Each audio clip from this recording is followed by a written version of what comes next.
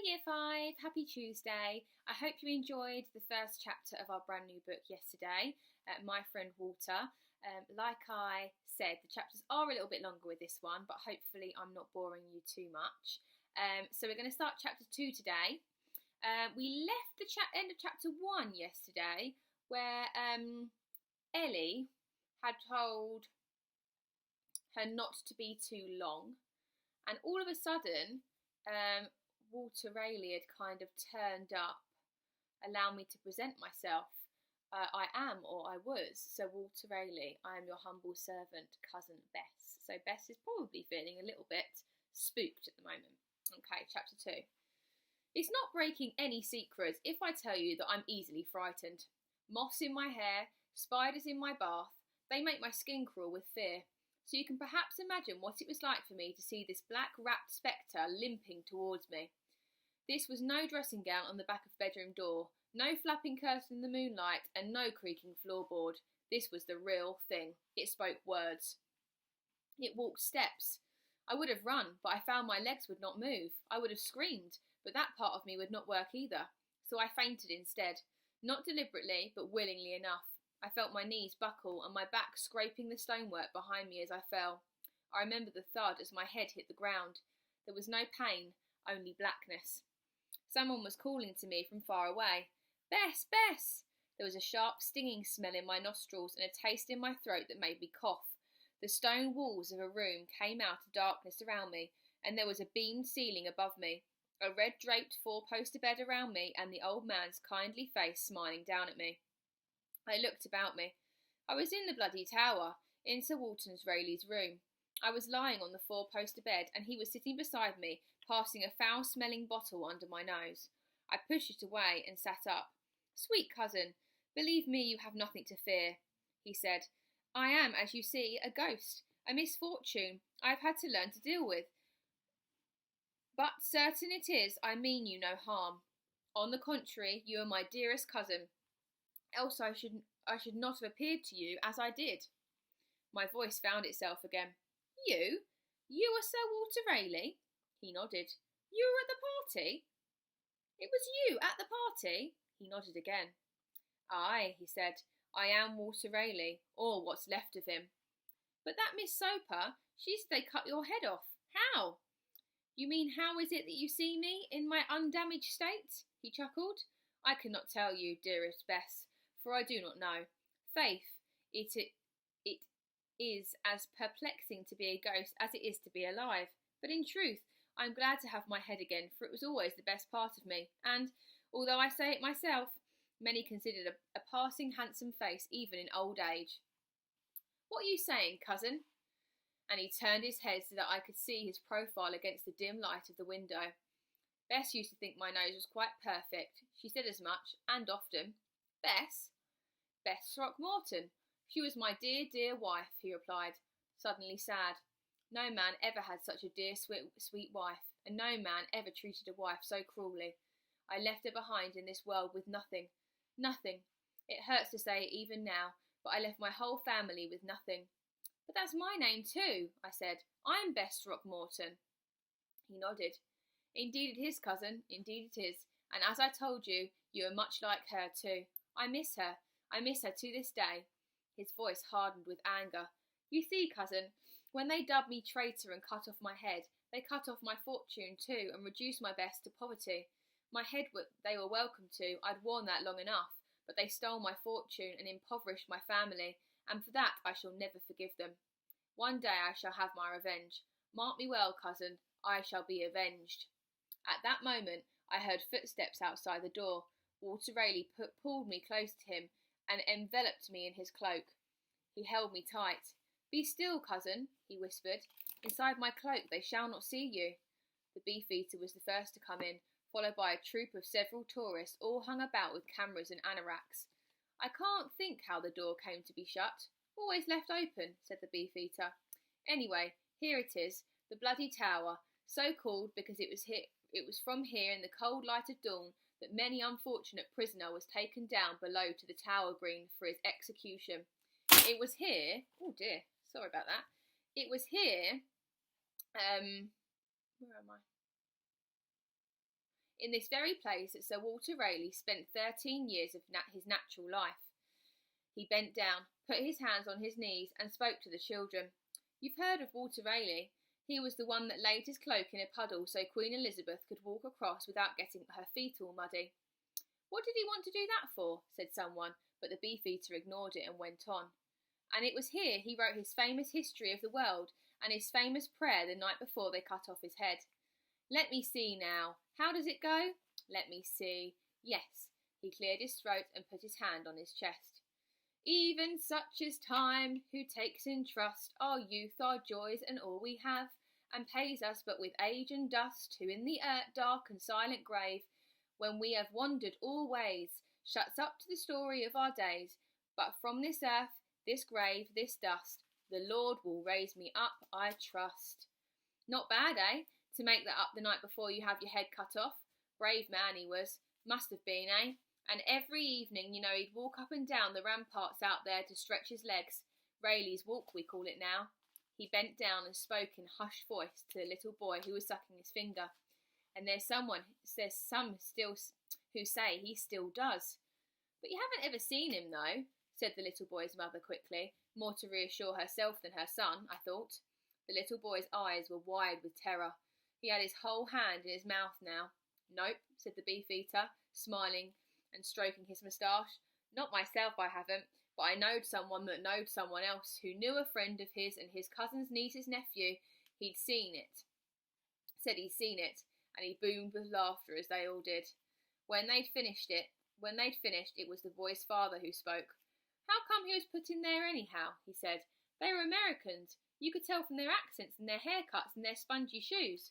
After all, didn't he find America for you, British? I mean, he wouldn't be speaking English if he hadn't found the good old US of A, would he? Would we? We'd be speaking Spanish or Dutch or something. And didn't he sink lots of those Spanish galleons for you in the Armada? And didn't he burn lots of others? His wife joined in. Yeah, and wasn't it Walter Raleigh who brought back the potatoes from Virginia and taught you British how to grow them? The Beefeater stroked his moustache and thought for a while. I believe he did, lady. I believe he did. All I know is he was a traitor, and that's why he found himself inside here. I mean, he wouldn't hardly have been put in here if he was innocent, would he? At this, the Americans looked at each other and fell silent, until the little boy piped up. Mummy, he said, it smells in here. Well, it is old, dear, said his mother. Perhaps it's the damp. You're right, son, said his father, lifting his nose and sniffing the air. Smells just like tobacco smoke to me. Cigars, perhaps. A tall man in spectacles at the back of the party spoke next. He was carrying a book in his hand, and he spoke very deliberately and earnestly. In this book it says that Sir Walter Raleigh was the first man, he wasn't an American this one, I could tell, who bought the smoking of the tobacco in England. That's right, sir, said the Beefeater. He leant down and whispered to the little boy again. Perhaps it's old Sir Walter himself puffing away on his pipe, son. Perhaps that's what you're smelling. The boy's hand went right back up to his mouth and everyone roared with laughter, except the boy and his mother. Before you go, ladies and gentlemen, you'd better take the opportunity to walk up and down Raleigh's Walk a few times. It's just outside the door. It'll give you a feel of the place. Like I said, old Walter himself used to pace up and down here every day he was here. But the tall, bespectacled man had not yet finished. He waved his guidebook in the air. But I do not exactly understand, he said. They cut off his head in the end, yes? That's right, sir, said the Beefeater, trying his best to be patient. Then why did they wait 13 years to cut off his head? Why did they not cut it off at once, in the beginning? Well, said the Beefeater, well, things was different then, in them days, wasn't they? I mean, if you was a king, you could change your mind when you felt like it, couldn't you? And old James I, he just kept changing his mind. In the end, they let Sir Walter out sort of on bail. Sir Walter told the king he knew where there was this gold mine in South America, and so King James sent off to find it, but he never found it, see? And so he came back empty-handed. Course the king was none too pleased so he chopped off his head. But that isn't fair, said the little boy's father. Not cricket, as you British say. It's true enough, sir, said the Beefeater. I suppose if you think about it, And to be honest, I haven't much, but if you did think about it, nothing much had happened in this place in them days was very fair. It was very hard times, sir, very hard times. Daddy, I can still smell that smoke, said the little boy, looking around in alarm. Can we go now? And so they went, the little boy sucking his hand and looking around over his shoulder directly at me, it seemed. As he went out of the door, at last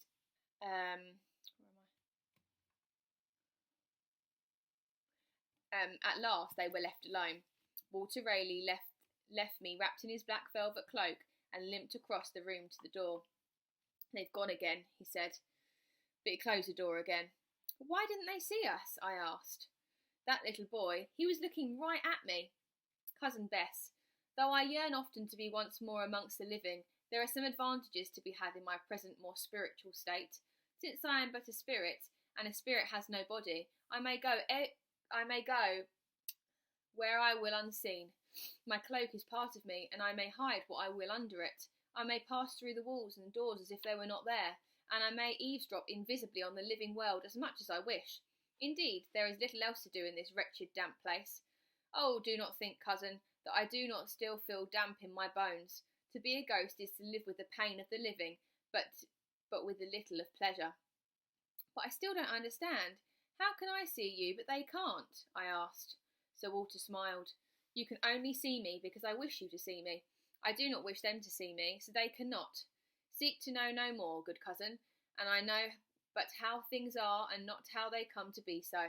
I may tell you that I'm often sorely tempted to use this ghostly talent and howl around the towers like a proper ghost, for it would certainly alarm those ignorant wretches such as the one we have had just seen, who have so cruelly wronged my name in history. For what is Walter Raleigh known? For laying in his cloak in a puddle, and for ending his days in a condemned traitor? They spoke false. I was wronged, cousin, wronged, I tell you. I mind not for myself, not any more. What harm can it do to me now? But I mind my name, and for my family's honour. For I never in my life betrayed my country. Indeed, I spent all my life in the loyal service of my queen and her realm. They wronged me by death, cousin, and such wrong should be righted. Is that not so, Bess? I nodded. I tell you, I cannot rest for the hurt inside me. It lingers in me like the ague that racks my bones. I would be free of it. I will have again what was rightly mine, and what was taken so cruelly from me and my family. I will have back what is mine. Mark my words, cousin. I shrank back from his anger, and he saw it frightened me. He came towards me, arms outstretched to comfort me. He was dressed, I noticed, in black silk, or perhaps it was satin. I could not tell which, but it glistened even in the gloom of the room. He wore a doublet, a waistcoat, and breeches, and all were black. It would not hurt you, dear cousin. I would not hurt you, dear cousin, not for all of the gold in the world, he said. He reached out his gloved hand, lifted my chin, and looked into my eyes. I promise you, chick, Walter Raleigh is your friend and your humble servant. And he took my hand and kissed it. It was a little difficult to know quite what to do. I mean, no one had ever kissed my hand before. I felt quite suddenly like a queen or a princess, and, to be honest, I liked it.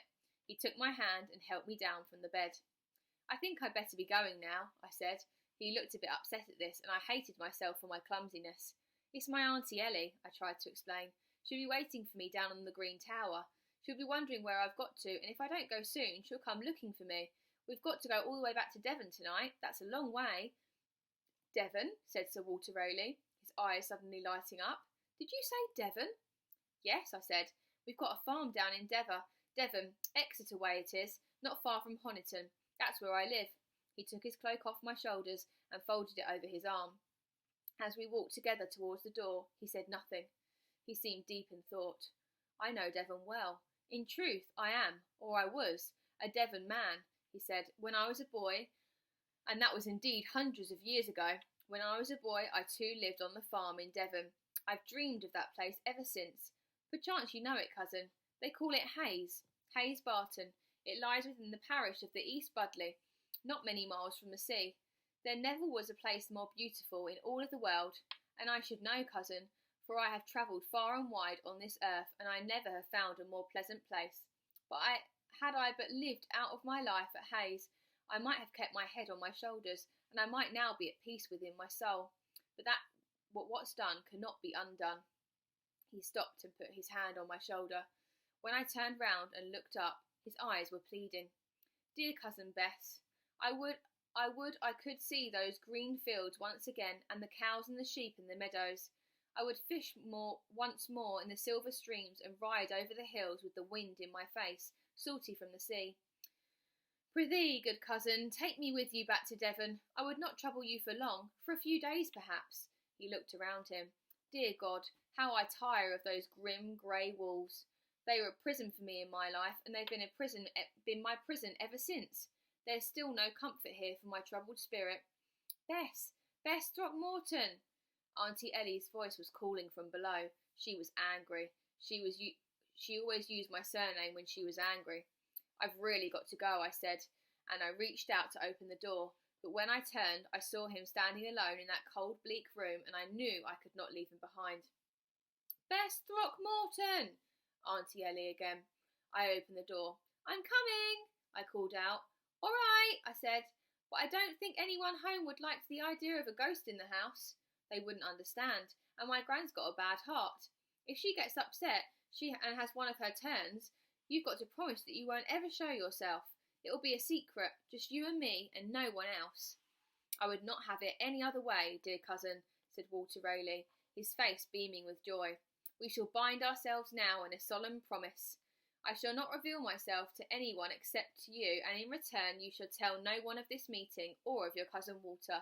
They would only think you mad, and I would not have anyone believe that of you. I will be your true and secret friend, dear Bess, for as long as you have need of me. You have my word on it. Bess Throckmorton! I shall follow you, cousin. You will not always see me, for I find it tires me to show myself for too long, but rest assured that I shall be at your side. As I came down the steps, I noticed that Auntie Ellie and Miss Soper were talking to the same beefeater I'd seen showing the tourists around the bloody tower. I called out to Auntie Ellie because I had a sudden terrible sinking feeling that she might not be able to see me, that no one would ever see me again. I was quite relieved when she looked up and saw me. Bess! She cried, rushing towards me. Bess Throckmorton, whatever have you been up to? Where have you been? Nothing, I said, shrugging my shoulders. Nowhere. I was just telling this gentleman here how I left you up there, and he swore blue murder there was no one else up there. The beefeater she was talking about came over to us. You see, Auntie Ellie said to him pointedly. She was up there, just like I said. I told you, didn't I? The beefeater looked at me and frowned. He was more than a little puzzled. Well, I just don't understand it, lady, he protested. I don't understand it at all. I was up there not 5 minutes ago, and I'm telling you there is no one up there. Hiding under the bed, were you? You're not supposed to go near that bed. They do that, these kids, sometimes. Got no discipline these days. I was out on Raleigh's walk, I said. Down the end. Never seen you, said the beefeater. Well, wherever you were, you took a mighty long time about it, said Auntie Ellie. Worried me sick, you did. And Winnie has very likely caught a cold waiting out there for you. Most inconsiderate, Bess Throckmorton. I'm surprised at you. Now come along.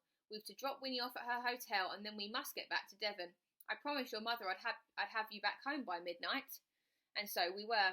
I sat in front all the way, but I could not resist looking over my shoulder onto the back seat. Sir Walter Raleigh was there. I could not see him, but I knew he was there. Somehow I could feel him, and more than once Auntie Ellie had to open a window. I smell cigarette smoke, she said, tutting and shaking her head. Must have been Winnie. I never knew she smoked. It clings to the clothes, you know. Filthy habit. Never smoke, Bessie dear. You hear me? Never. Can't think of why anyone ever invented the filthy habit. Mother noticed it too, as I climbed into bed that night. Better wash your hair tomorrow, she said as she kissed me goodnight. Smells of cigarette smoke. Expect there were lots of people smoking at the party, were they? Were there? I nodded. Did you speak to anyone interesting? Mindful of who was probably listening, I replied, just one. Who was he? He's called Walter, I said, and Mother went out. I heard her talking to Father in the passage outside the bathroom later. She met a friend called Walter, she said. Boyfriends already, said the father. Funny name, Walter. And their bedroom door closed. Are you there, Sir Walter? I whispered. I'm here, the voice came first. Then the cloaked figure appeared, sitting in the chair under the mantelpiece where I kept my collection of china owls. Were you going to sleep? I asked. Like your owls. Ghosts don't need sleep much, he said. He leaned heavily on his cane and stood up.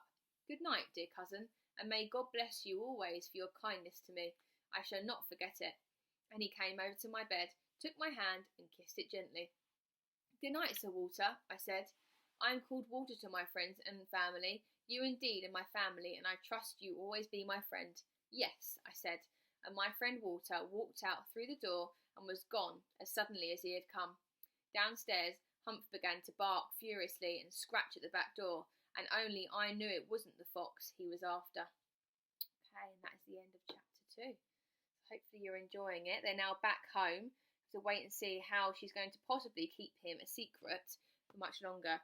I do apologise for this flying up at the screen halfway through. I was stretching my leg because my leg's hurting, and I must have let it go and it went bing. So yeah, sorry if that gave you a fright. It gave me a bit of a fright as well. I'm nearly finished my running, so my 100 days are up on Wednesday, but my leg's getting a bit sore now, so I've had to keep stretching it. So yeah, I do apologise. And I will see you tomorrow for chapter 3. Goodbye.